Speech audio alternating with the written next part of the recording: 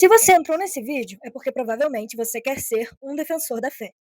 Se você é novo por aqui, seja muito bem-vindo. Eu sou Lívia Gomes e este aqui é o meu canal. Estou gravando o vídeo do terceiro dia do quadro 40 Dias Vivendo Segundo o Coração de Deus, que é feito baseado nesse livro aqui, que eu vou estudando mais outra vez, porque eu já li esse livro, mas estou relendo e falando com vocês o que eu entendi e também o que o autor escreveu aqui. E hoje, como já dá para perceber, é o dia do defensor da fé. E eu quero explicar para vocês o que o autor diz, o que eu interpretei, e agora, cheio de enrolação, vamos pro vídeo? Para começo de conversa, aqui o autor já começa colocando o versículo que está escrito no primeiro livro de Samuel, capítulo 17, versículo 26. E está escrito assim: quem é, pois, este incircunciso filisteu para afrontar os exércitos do Deus vivo? Agora você já até sabe do que eu estou falando, né? É quando Golias, o gigante filisteu, foi afrontar o povo de Deus e Davi não se conformou com isso, porque estava todo mundo com medo de enfrentar Golias e Davi quis ir para frente, quis ir para a batalha. Então ele perguntou quem era aquele homem para poder afrontar o povo de Deus. Ele não estava perguntando como se ele realmente não soubesse quem era. Quando ele pergunta, é meio que assim, quem ele é diante de Deus, sabe?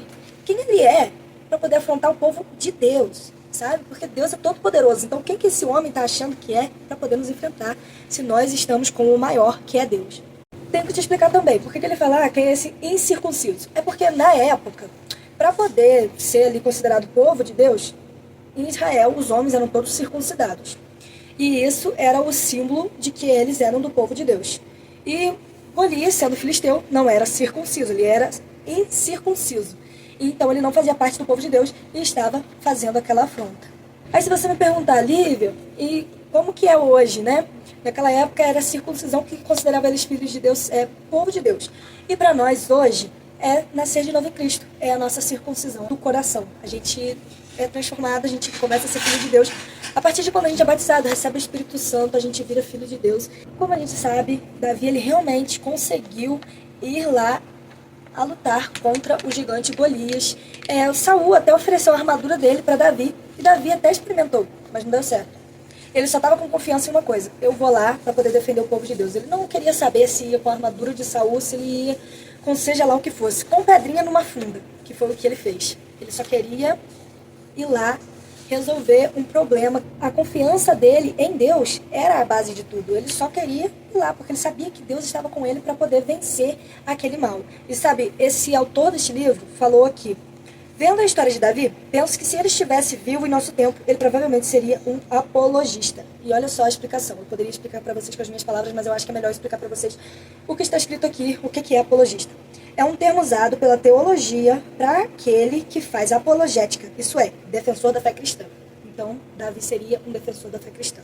Se a gente quer ser segundo o coração de Deus, e Davi foi um homem segundo o coração de Deus, e aqui ele estava fazendo exatamente o que Deus ele queria que ele fizesse, fosse um defensor da fé, que ele fosse alguém que fosse para frente, para poder resolver problemas, sendo, claro, usado pelo poder de Deus, né? Nunca sozinho, sempre com Deus.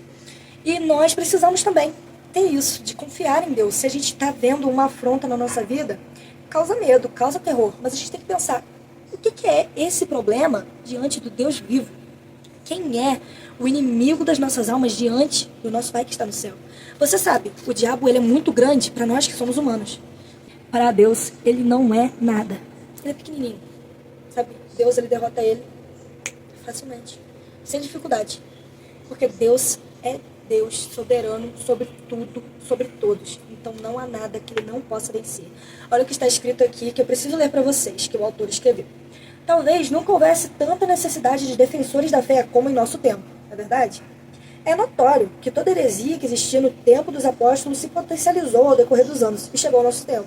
De outra forma, você pode ser um defensor da fé, no seu trabalho, não se dobrando à mentira, sendo honesto e cumprindo suas responsabilidades, nunca se deixando levar por pensamentos anticristãos.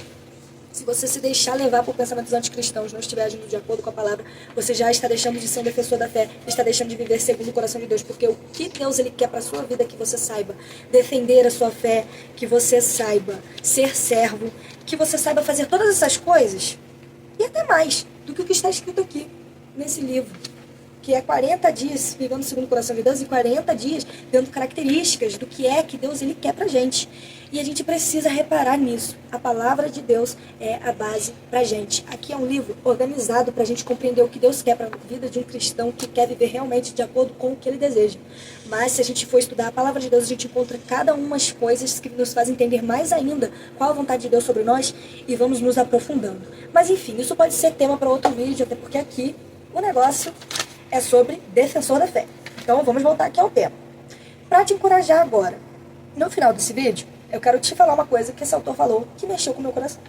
Lembre-se que Deus foi com você em outras provas. Davi, antes de enfrentar Golias, lembrou que havia derrotado um urso e um leão. Por que desta vez, contra Golias, Deus não estaria com ele? Por que desta vez Deus não estaria com você? Por que ele não estaria comigo? Se a gente está firme na presença de Deus, a gente o ama, a gente o adora, por que ele vai nos abandonar? Ele nos fez vencer tantas provas. Você se lembra daquela prova que você pensou que nunca ia conseguir vencer? Deus, ele foi, ele te levantou, ele te ajudou, te deu força. E você está agora aí, por quê? Porque Deus, ele está na sua vida. Então creia que se for com armaduras fortes dos homens, você vai vencer. Mas se for apenas com as armaduras espirituais, você também vai vencer. Se for só você e Deus, você vai vencer. Porque o importante não é bem o que você usa para poder vencer o inimigo, mas sim quem está com você. Você consegue compreender o mistério disso?